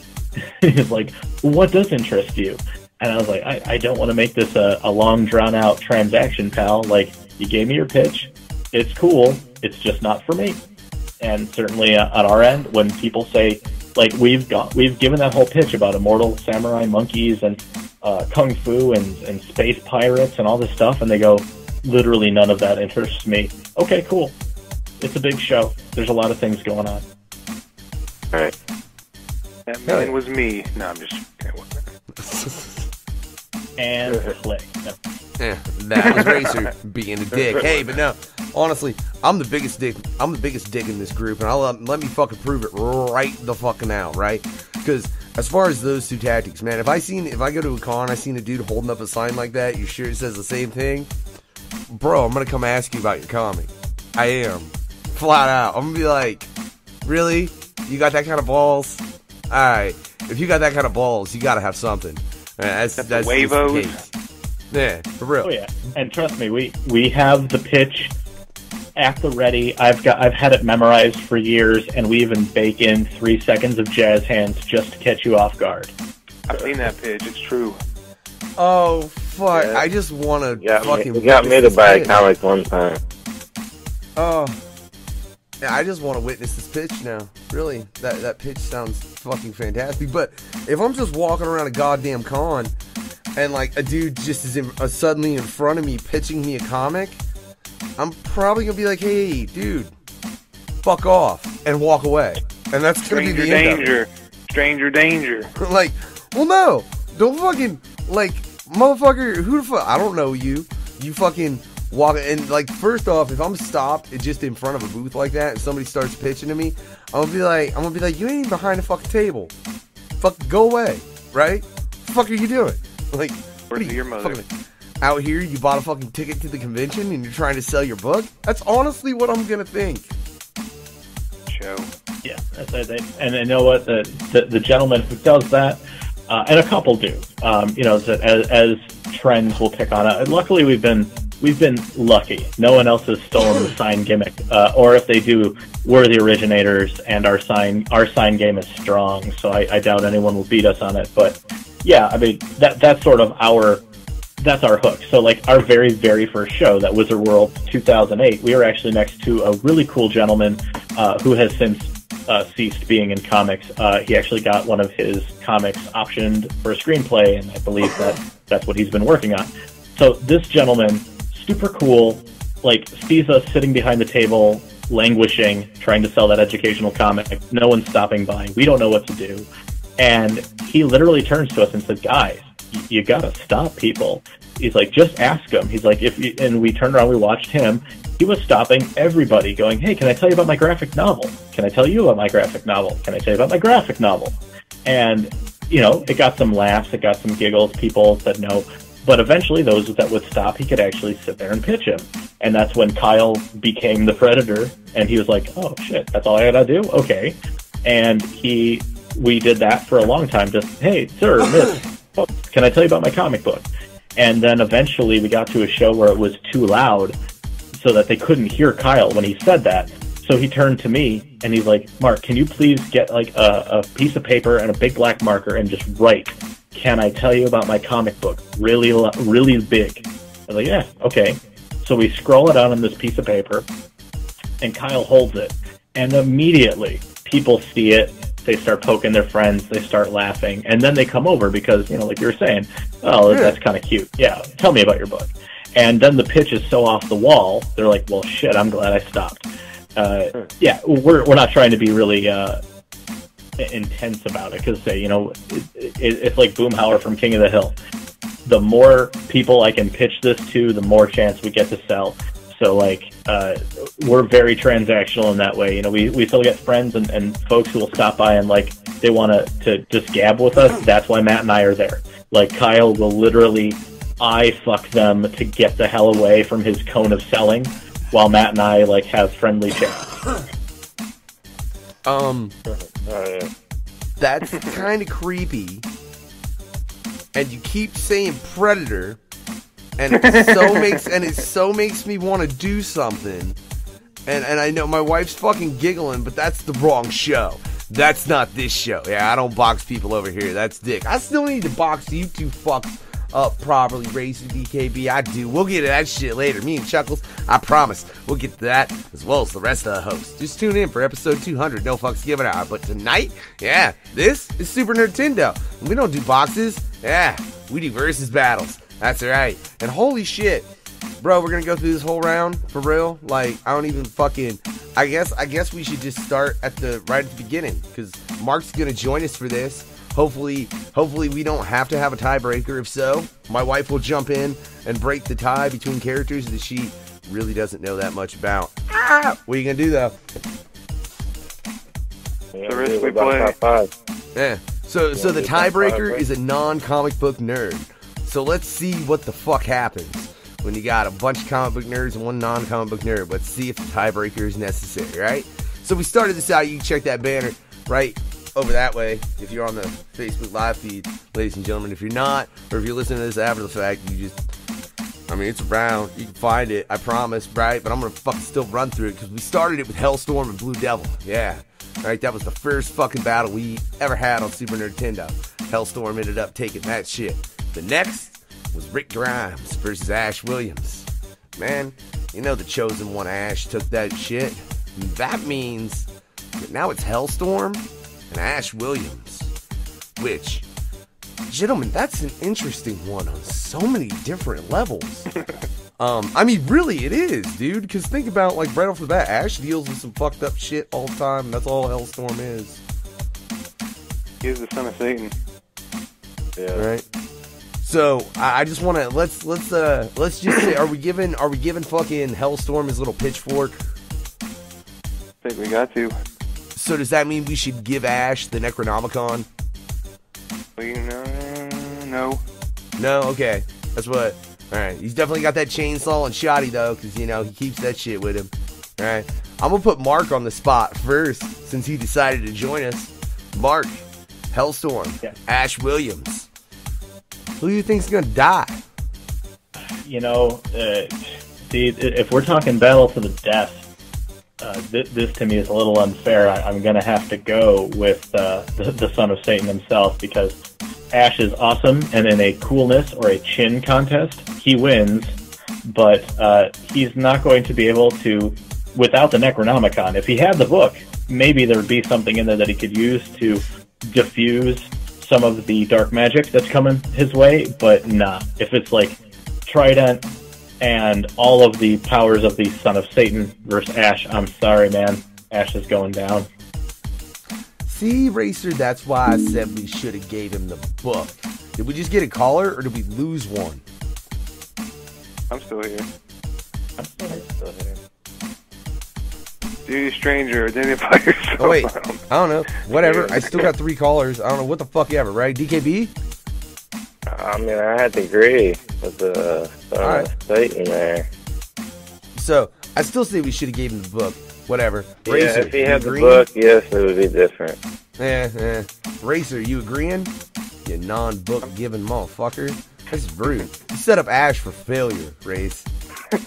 You asked me, I told you. He doesn't run failure. Go. Yeah, I go Hellstorm. You go Hellstorm? Hey, we got a caller. Caller, what's up? Yo, what's up? Hold up, let me pause your guys' show. What up? For real? This is Rick Terse. What's up, man? You gonna join us for the versus battle?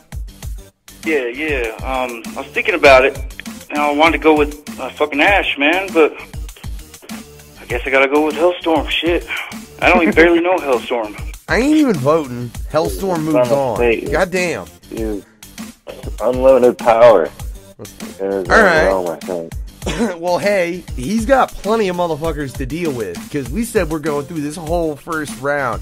I'm sorry you're going to have to update this bracket like this, DKB. Shout out to DKB killing these graphics that you fucking, most of the ones you see except the logo. Shout out to Demonic the Butcher for that. You can catch him on Blood Beyond the Mat. That's besides the point. Yeah. See, the next matchup we had, though, the next matchup that we had that made the matchup we're about to get to was Vampirella versus Lady Death, which, to extreme argument from me, god damn it, I still disagree with this. Looking at it now, I'm like, that's wrong. That's wrong. But Vampirella won. I still say that's wrong. I still say Lady Death would have smoked her ass, but whatever.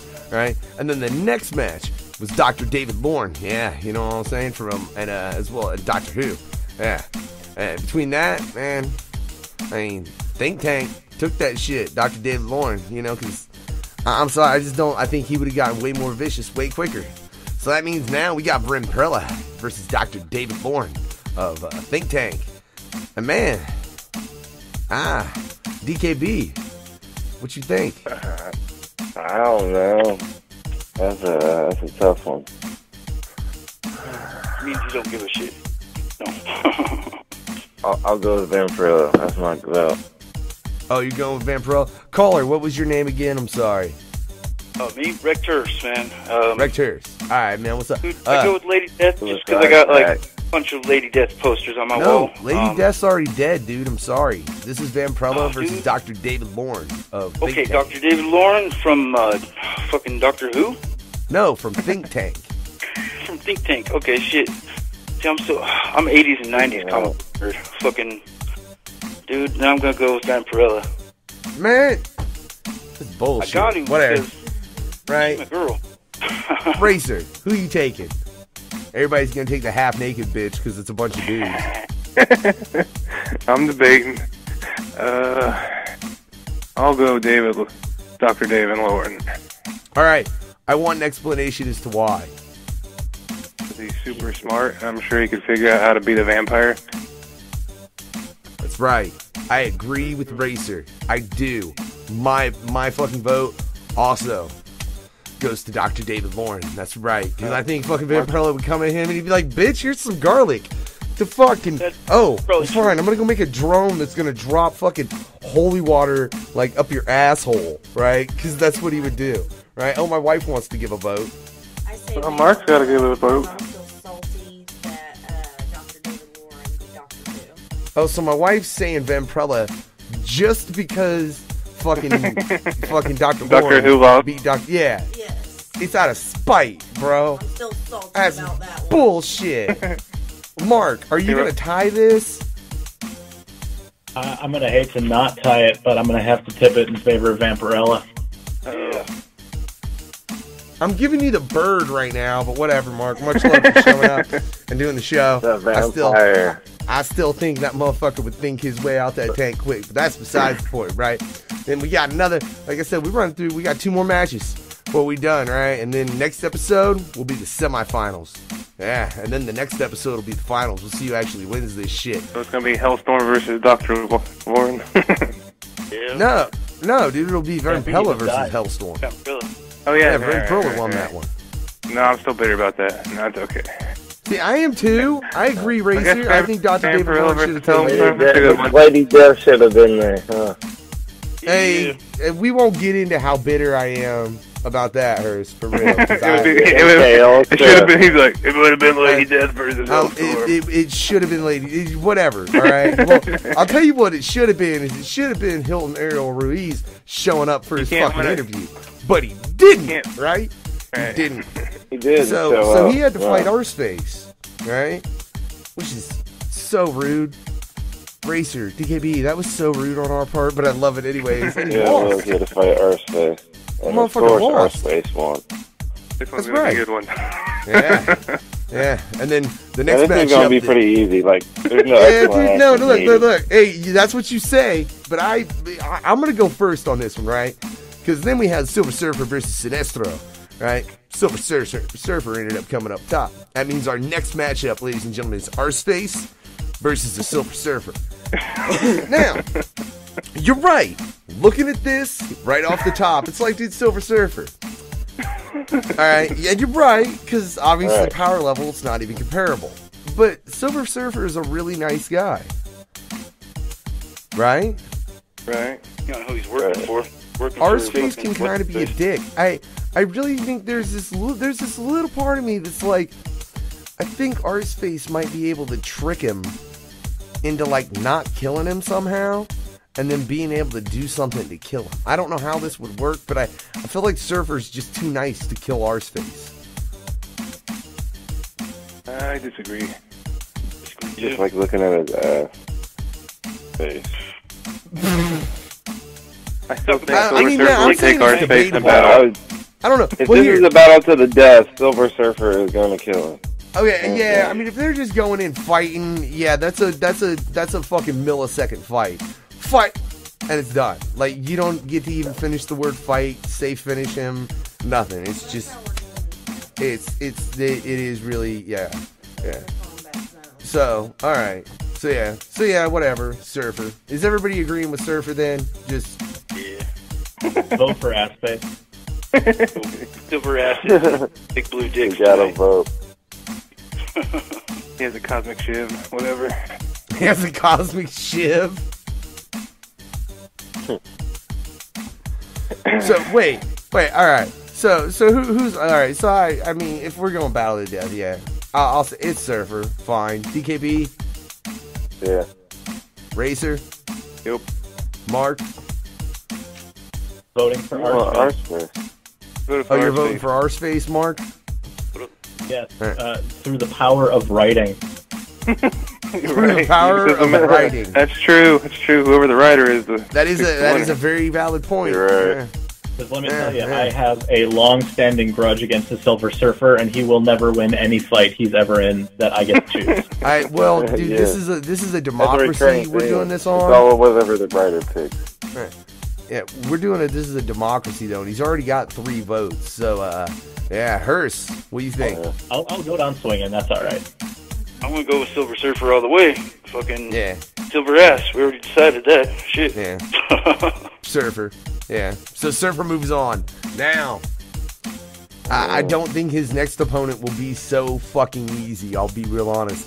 I don't even want this next battle, man, because it's not, well, whatever. But, alright, so, we had Lobo and the Darkness, right? Them two lined up. Darkness ended up taking that shit, because, I mean, I love Lobo and all, but let's be real honest.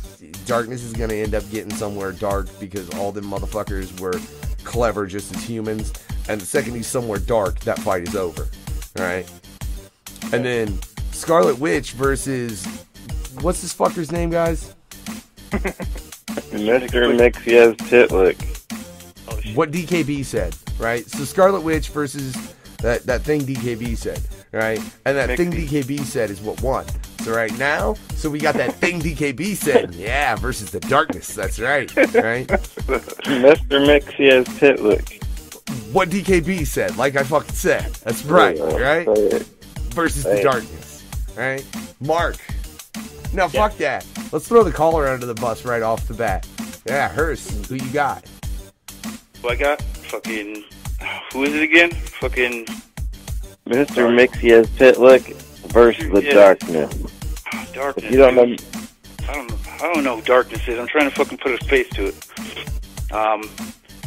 Top cow. So I'm gonna go with Mr. Witchblade. MXYZPTLK. Yeah. Oh, I hate that motherfucker too. Shit. Tough, dude. I'm gonna hang up on your ass. It's pretty much unstoppable in the dark, in the shadow. Look, this motherfucker's about to get hung up on with his vote. Like, I'm not even fucking around. You gonna vote against the dark? Whatever. Sorry, it's just a personal character of mine. I'm thinking someone else still. Nope. Whatever. DKB, who you got? You got that name that you said, or the Darkness? Well, since you can trick him pretty easily, I'm gonna actually go with the Darkness. That's right. You can say his name backwards and the motherfucker dies or some shit. Yeah, and he's pretty dumb. So, I mean, I guess if you got him in the shadow and do whatever. If it was a battle to the death, I think you could get it. I'll give the Darkness my vote. Yeah. I personally, because, like, I don't know a whole lot about that thing DKB said, but I know a little bit about that character. And I know he is a fucking idiot. Right? I'm pretty sure Pretty much lives in your mind. In the 5th dimension. So, like, your voice you hear in your head talking to you, you can hear. Oh, yeah, sure, because Jackie and doesn't he can already beat have you. one of those. But I don't know. See, that's why Apparently he can manifest himself into your reality, the 3D. No. See, but that's There's a why defeat in there. the Darkness would win. DKB, right there. Because he already deals with a goddamn voice in his head that's some fucking primordial fucking force of fuckery, right? And that primordial force of fuckery is not gonna like this little thing who thinks he's funny. This little thing that thinks he's funny is gonna look at that thing and be like, oh hey, you're kind of interesting, and that thing's gonna look at him and be like, you're fucking annoying. Swallow. Gone. It won't even be Jackie. It'll just be the darkness doing it. So yeah, my opinion and my vote, fully for the darkness. Yeah. Mark, are you gonna fucking tie it up, or are you gonna fucking, like, kill this fucking little bitch? No, guys. I hate to put on the nerd glasses here, but this isn't even a fight. The darkness goes down hard and quick. Let me just make it clear, Mr. MXYZPTLK is a fifth dimension being, and while he is portrayed as being stupid, he is only stupid when he's fighting Superman, and that's because he considers himself to be arch nemesis with Superman. If anyone else crosses him, they're gone. There's not even a war. There's not a battle. It's just snap my finger and it's over. Hasn't Batman fucked this whole asshole up? Oh, it's Batmite. Nope. What happened is MXYZPTLK gave a bit of his power, I'll say it a third time, a bit of his power to the Joker, and the Joker fucked up the entire DCU for about 3 months. He is nigh on to a god, and if you actually were to put him into a battle where he's going to fight this Cypher from the 90s with all of his powers of being in the dark and blah, blah, blah, he would snap his fingers, make it bright as shit, and then okay, you're done. That's it. I'm not calling you not the darkness anymore, you're the whiteness. And, you know, we're not dealing with that. Snap his fingers, and poof, guy's gone. All right. That's my vote. Whatever. Okay. I'm going the same way. I might change my vote. Because I fucking hate Mr. MXYZPTLK, whatever the fuck his name is. But, it doesn't matter because I'm going for him, and I beat you both. That's the tiebreaker. He is a badass. I tried to tell you that. Now you just gotta learn how to say his name back there. Eraser, if he changes his vote, that means me, Hearst, and DKB all voted for the darkness. You can't change your vote. I'm trying to still figure out who fucking darkness is, man. The darkness? You can't vote for someone you don't even know who he is. Get the fuck out of here. Give me his, what label is he on? I already told you.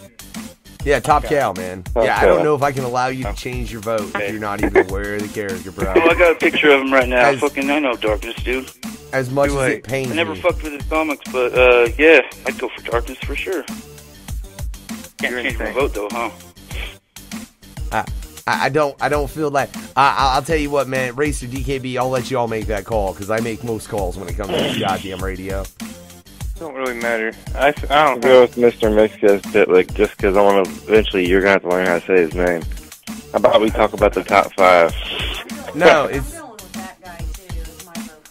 Oh, whatever. Fine. It's the fucking thing DKB said. You fuckers. Yeah, learn how to say his name. So yeah. It's 4 syllables, all I got man. to say, you can do it. That's what I'm saying. It's the thing DKB said versus the Silver Surfer. The Silver Surfer isn't gonna get a simple pass on the next round. Yeah, and then you're going to have fucking Hellstorm. We already know how Mark feels if that happens. So the next episode will be interesting. And the top 5?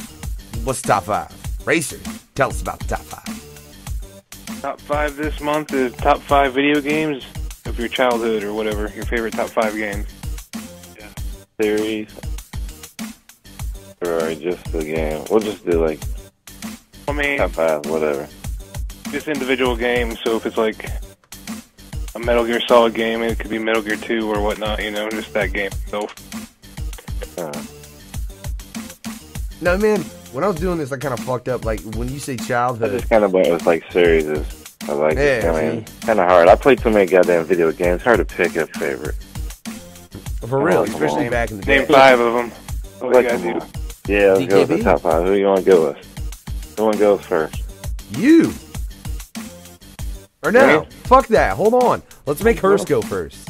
Yeah, dude. He wasn't even aware he was going to have like, you say childhood to me, then I think Nintendo and Super Nintendo, like, automatically. Sorry. But I said 5 video games, not systems. Name 5 games. Well, he did. Chrono Trigger, Final Fantasy 3, Super Metroid. I'll go all Super Nintendo on you. fucking Secret of Mana. One more, fucking, dude, Super Mario fucking World. Just because it's classic. The fourth one. And now, because I know DKB is really prepared, I'm going to say Mark. All right. I'm going to go Mega Man X, Street Fighter 2, Mario Kart 64, and I'm going to go two more. I'm actually going to go with WCW versus NWO World Tour. And nice. Last, so many good ones, and I don't want to double dip there. I'm actually going to go Super Metroid. Yeah. Oh, good shit. I'll let DKB pick the next victim. Who's left? Well, me, Racer, and you. Well, and the wife, if you want to throw her under the bus. She's like, no. Like Dr. Who. Alright, let me hear yours, man. Back here. Mine? Man, fucking, like, the Mega Man games were, like, I was a fan of. Like, I love that shit. And then fucking Sonic. And, like, I went more with you as far as picking series, but if y'all want to pick specific games, I love Sonic and Knuckles, because Knuckles is dope, fuckers. I don't care what y'all said. Yeah, and then the Mario series, but more than anything, the one where they introduced Yoshi, which I can't remember what fucking Mario World. Mario World. Alright, yeah. Because I love Yoshi. Yoshi's fucking awesome. Alright? And then, the Mortal Kombat series as a whole, you know? Because it's fucking dope and it's evolved so much. And then the last one, man, was kind of a bitch, because there's this part of me that wanted to pick WWE. But I'm like, you said childhood, though. And I'm like, that was really more, like, later on in life. Yeah, I didn't know it was childhood, but, yeah. So it was the second Marvel vs. Capcom. Really more the first one, playing it on arcades. Yeah. You know, because, like, I love that arcade game, dude. The Marvel vs. Capcom, when it first came out, I'd play the fuck out of that in the arcade. But, yeah, that was more like, you had to go to a fucking arcade for that shit. Right. It's a bitch. That game's dope. And I really want to play the new one, because it looks fucking awesome. That Infinite, that's besides the point, right? I'm getting on the shit that I want to play and I haven't, right? So, we got YouTube, we got the Smash Bros left. Super Smash Bros. You're right. I don't know. Which one's going first? You can go DKB. Okay, I just kind of went with series. Like, first of all, yeah, we're the Super Smash Bros. That's kind of where we got our name. So I have to definitely go with, like, the Super Mario Brothers series. Because, you know, that's where it all started with me. That was, like, my first game series I ever had when I was a kid. I have to go with, like, the Grand Theft Auto series. I remember playing that when it was just, like, a drop-down bird's eye view. You know, like, in the early, mid-90s, whenever it was. 3, I have to go with Assassin's Creed. Yeah, all of them are pretty good. I'm a sports guy. I have to go with Madden, because I've been playing them forever. Not that they get any different, really. And my number one probably, like, series would be Metal Gear Solid. I have to thank Racer for getting me into that shit. Yeah. Man, but yeah, that's just deep, and it's just like the story and the graphics. It's just, you can tell every ounce of, you know, their talent was put into that shit, and it's incredible. But yeah, I want to change a fucking answer, though. I forgot about the old fucking drop-down fucking, the original GTA, where it was so shitty graphics, it was retarded, but it was so almost fun. Like my bonus pick, sorry, I'm gonna throw in Road Rash, or Road Rash 2 back on Sega. That shit was fun as hell. It's a good one. Hell yeah. Want to change one of my Racer. I didn't know we got to do honorable mentions. I'll drop shout out to any of the PC gamers out there. I used to log way too many hours playing X-Wing versus TIE Fighter. That's a good one. Yeah. Honorable mentions, I'm going to say Rampage, dude. Oh, yeah. Oh, that game was made in my hometown. Well, man, I'll just say all the WWE games then, because I fucking love them. We're doing honorable mentions. I've always played the bitches. Now I want to hear Racer's top 5, and then yeah, for real. But let's get on to Racer's top 5. Everybody got it. See, motherfucker, you're the one that started the honorable mention shit, DKB. Don't go because I'm a dick like that. That's what I did. Shut up. My top 5 shit. My number 1 would be Metal Gear Solid. That game changed my life, video game wise. My number 2 would be Bad Dudes on Nintendo. That was a classic. All right. Number 3 would be Super Smash Brothers, just because we're the Super Smash Brothers. Pretty self-explanatory. My number 4, I put The Last of Us, because that game, I've been playing that lately, and it's really creepy and crazy. I enjoyed it a lot. And I have to put number 5 as Battlefield, just playing online Battlefield games. My honorable mention, I would have to say Call of Duty, and Call of Duty 4, Modern Warfare. I'm really amazed, in all honesty, between all of us, the lack of first-person shooters and sports games. That's just all I'm saying. You know what I'm saying? Well, you have to narrow it down to 5, and I've played like billions of video games throughout my whole life. It's kind of hard. Yeah. Yeah. Fair enough, man. Fair enough. I understand. It's usually comic book related. I just wanted to change it up a little bit. I don't play games as much as I used to. Who the fuck's got time for that shit, DKB? That's besides the point. We fucking got this NFGR, fucking music shit, Smash Bros, Unknown Factor, all kinds of different shit to do, ladies and gentlemen, because that's what the fuck we do over here at No Fucks Given Radio. Yeah, and this has, huh? What we do? Huh? What we do? That's right. Yeah, and this, ladies and gentlemen, has been episode 9. Yeah, of Supah Nerd-tendo. Yeah, that's right, with Marc Alan Fishman, fucking from Unshaven Comics. Dude, it's been a hell of an interview. You got any shout-outs you want to give before we wrap this shit up? Yeah, you know what? Shout out to my main man, my frenemy, my brother from another mother, Dan Doherty. He deserves it. I know. Shut up, Dan.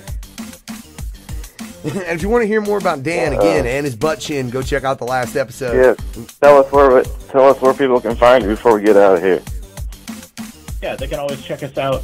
Unshaven Comics is at unshavencomics.com, or you can go to our Facebook group, facebook.com/unshavencomics. We usually post up a cool question every day.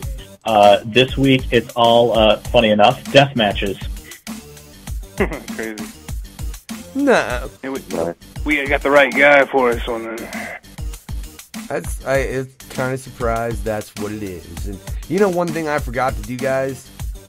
Your medicine? Well, man, there ain't no medicine that works for me. Racer, that's totally like, I've tried a lot of things. That's neither here nor there, ladies and gentlemen.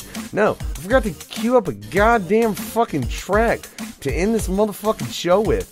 You know? Like, let's go with some old... Oh, I'm feeling this stuff. Right, hold on. Let me click a couple buttons. I got some shout-outs.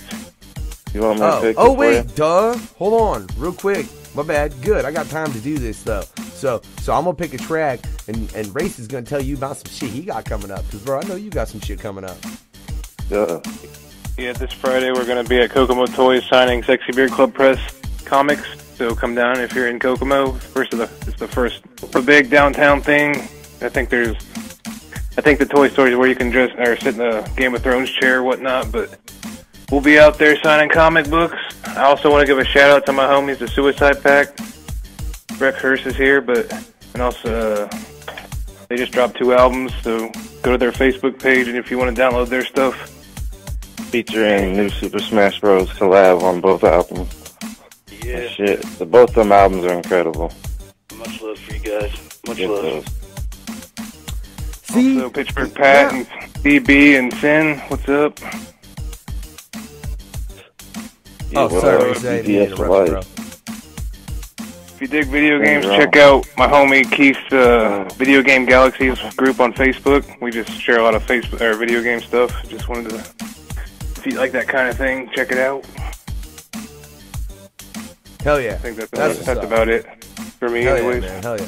Check out Stoplight City. Galaxy, man, y'all post some funny ass shit in there. I swear, y'all got me fuck clown all the time when I'm just having the time to scroll through Facebook, but honestly, that ain't often. Hey, real quick, you want to catch me? I know I got fucking shows coming up.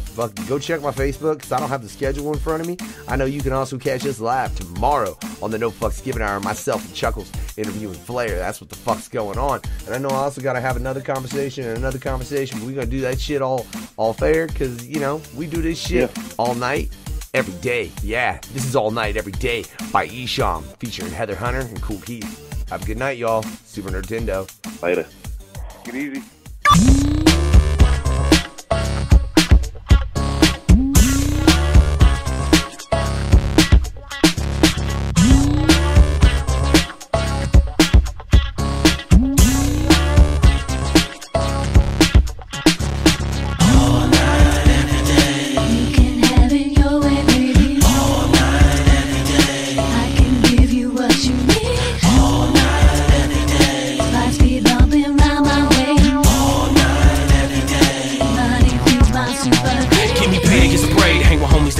Come through your town, put it down like a parade. See, I come from Detroit, and it's all about Dylan. When I blackjack, pot dollar stacked to the ceiling. And my V12 booming words straight from hell. Blaze green all day, tell me what do you smell? Bump the beat up in City Heat 007. East side, I ride AK-47. You can get a lap dance for less than $20.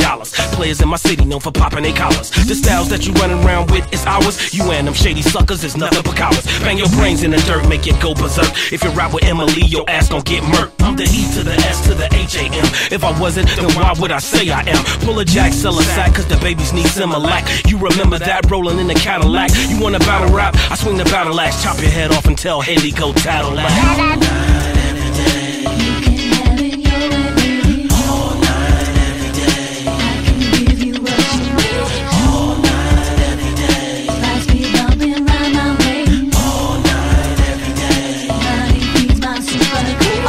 Every day you can have it your way. I gotta clock my pay from Detroit to LA. Okay, it's Heather Hunter, not the #1 stunner in a coyote fur, fast as a road runner. The bitches they speak about, the freak of the week, no doubt. Your man was late for dinner cause he was eating me out. I get it on like that, cause I was born like that. Your man jacked off to my porn, in fact, cause it's too hard to mac me. I be coming on America, action and jack me. Cream on, Heather Hunter, twice as nice. Screw the right thing and watch your ice bling. So tell me how you want it, push or pull. Tupac was riding me on a mechanical bull. That's all I think about when I be puffing on the blunt. Plus I give head like a Charlene monk.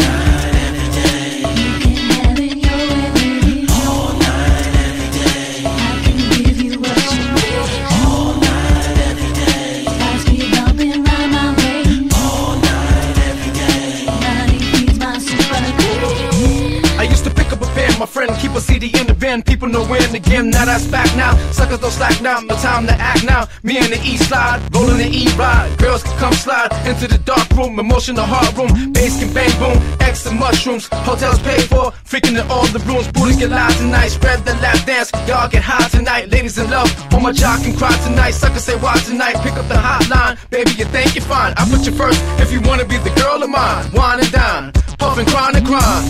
Moving skirts, grab your purse, me and E shooting fireworks. Fireworks. All night, every day. You can have it your way, baby. All night, every day. I can give you what you need. All night, every day. Lights be bumping round my way.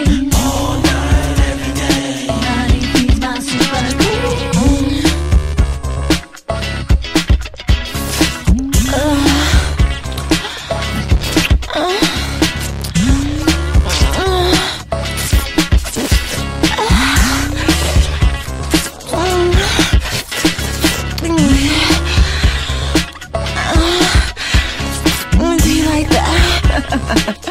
I'm a really nasty bitch, you know? I can't help myself. So, I think, I've never done this before, but, you know, what the fuck? You know, my girl Jenna Jack me, she takes it up the ass really well, and I think I'm ready to do the same. You know, I think we need to stick your finger up here a little bit.